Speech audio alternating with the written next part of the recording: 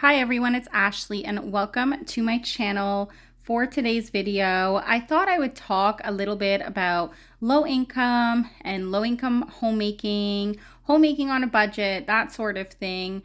We have been living on a single income for our entire marriage, and we have truly never gone without. We are a Christian family, and I truly feel like God has never allowed us to go without any of our needs, despite living on a small income. So I thought I could share maybe a few tips and maybe some encouragement in relation to this topic.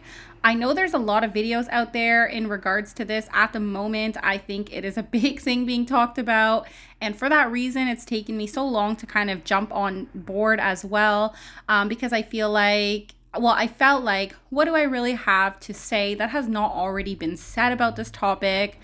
But I thought everybody's different and everybody has a little bit of something different that they could bring to the table. So I thought I would take the opportunity and share my advice. So hopefully you enjoy this video.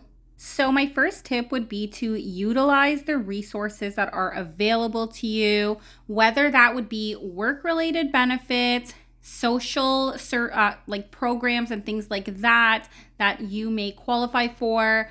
If you're not new here, you know that we use the food bank once a month. We have been doing that for only about 2 years. Before COVID and like all of that stuff happened, we did not really use the food bank, but after when things started increasing in price, we decided to go and check out our community food bank and see if we qualify. And we ended up qualifying. And so we go once a month. I have several food bank haul videos if you're interested, but that is my first tip, is to look into the resources that are available to you. Even if you can stretch your personal income, I personally believe that it's okay to use the help that's available to you. And the money that we save by going to the food bank might very well be the $25 that buys my child a new pair of sneakers when there's break. So I just feel like this is just something that I do, is I use the resources that are available to me as I'm able to.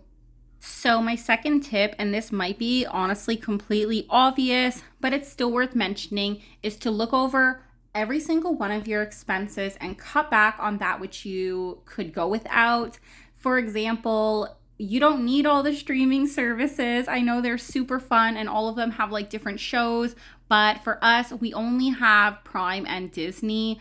And that's the ones we like. We personally cut out cable entirely, and that lowered my bill by $100. So that's just a tip I have.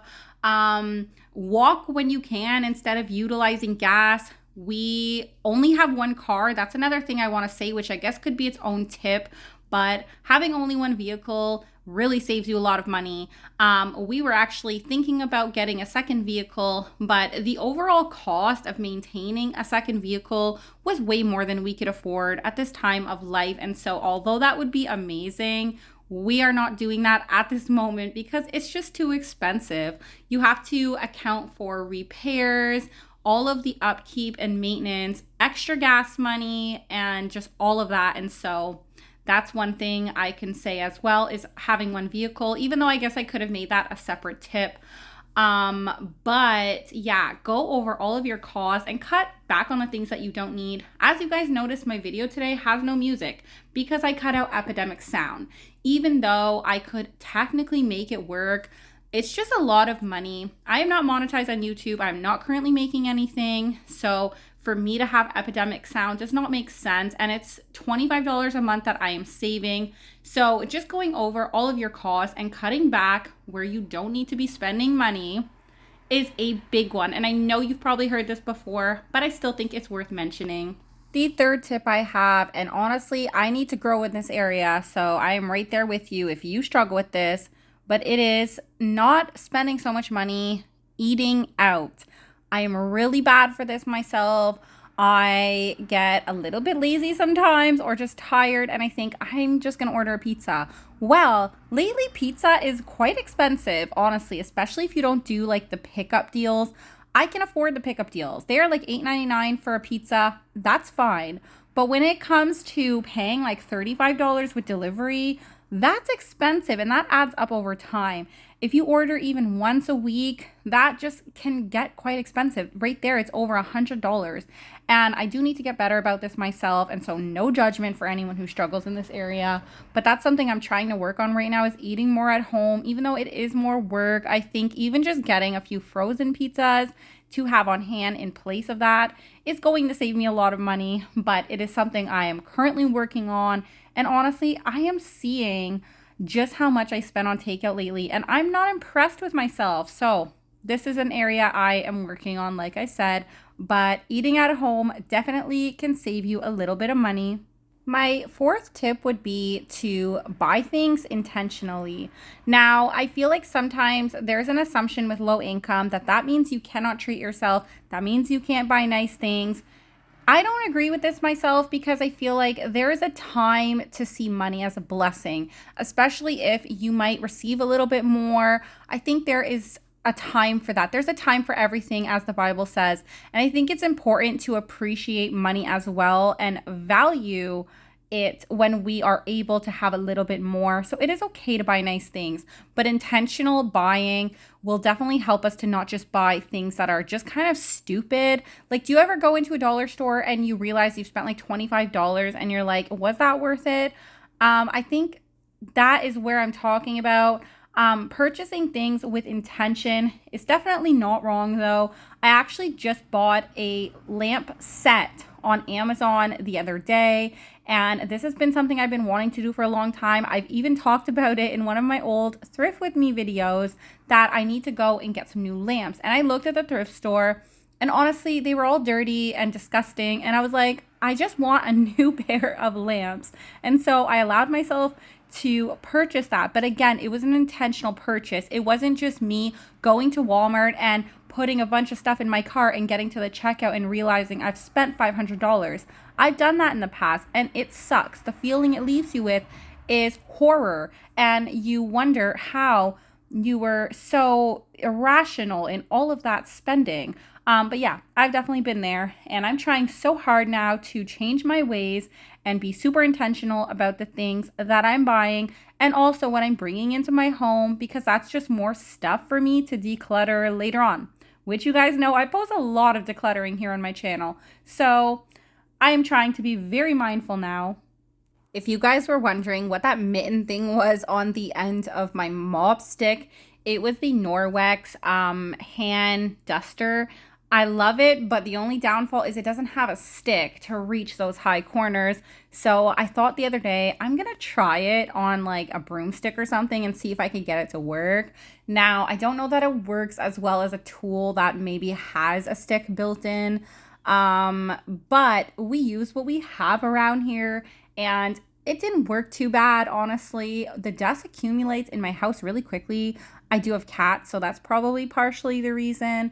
But yeah, that's what I was doing, in case you're like, what is this girl doing? Like, what in the world was that?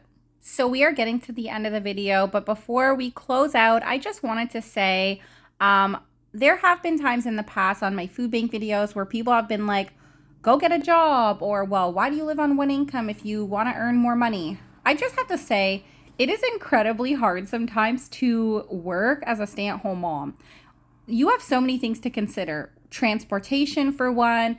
If the cost of working really outweighs the paycheck you're bringing home after you pay the daycare and after school fees. And that only works if you actually have a daycare spot or an after school program spot, which are impossible to get these days. It is really hard because everybody's looking for that second income. Everybody is struggling at the moment. Costs are high for everybody. And so that is something I want to say, that although it could seem like an easy solution, not everybody is able to just go out and get a job tomorrow. Sometimes you do have to live on one income for a time and just make things work, especially if you have young children or disabilities, mental illness, anything like that. You should never feel ashamed for having to live on a low income. I think living on a low income is truly a blessing. We lived on a single income when I was growing up, and the lessons I learned from living on one income are honestly irreplaceable. So I just want to encourage you, if you live on a low income, there's nothing shameful about that word. Embrace it and make the best of your situation and trust in God, most importantly. But I hope you guys have enjoyed this video. Feel free to leave your tips down below for living on a single income. And I hope you will subscribe if you haven't already. I will see you guys in the next one. I've got an internet crush. She's not a celebrity, but she's taken. So can't help falling in love. Can't take the hint and give up. My mama told me don't talk to people you haven't met. I guess my mama was right. But it's not 'cause everybody you meet is dangerous. Fact, 'cause they'll break your heart. 'Cause she plays it so cool, making up her own rules and